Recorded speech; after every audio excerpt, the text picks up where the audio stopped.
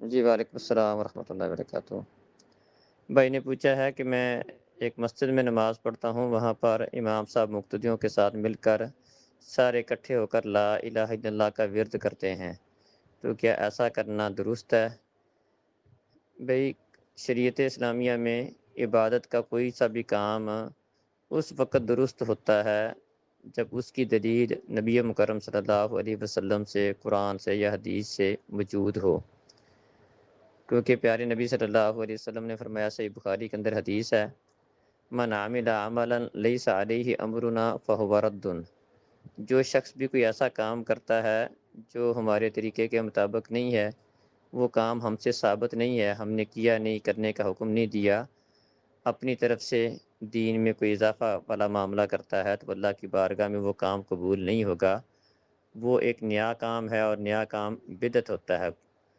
تو چونکہ یہ طریقہ نبی مکرم صلی اللہ علیہ وسلم سے قطعاً ثابت نہیں ہے کہ فرض نماز پڑھنے کے بعد آپ سب مقتدیوں کے ساتھ مل کر، صحابہ کے ساتھ مل کر اس طرح کا ورد کرتے ہوں، لا الہ الا اللہ کا ورد اونچی آواز سے کرتے ہوں، یہ قطعاً یہ طریقہ ثابت نہیں ہے۔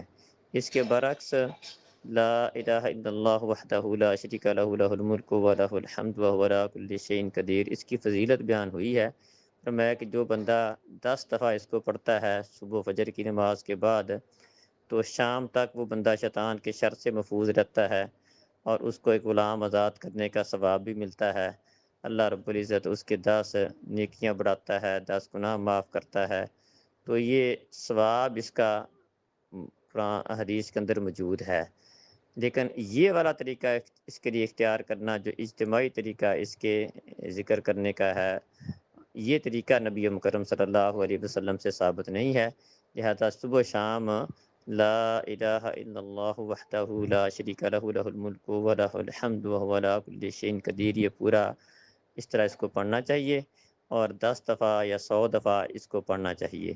لیکن وہ اپنا ہے، انفرادی طور پر ہے، آہستہ آواز کے ساتھ اپنے منہ میں اس کو پڑھے گا۔ اس طرح اکٹھے ہو کر سب کا ایک ہی زبان کے ساتھ اس کو پڑھنا، اونچی آواز سے پڑھنا، یہ اجتماعی ذکر، یہ حدیث سے بالکل ثابت نہیں ہے۔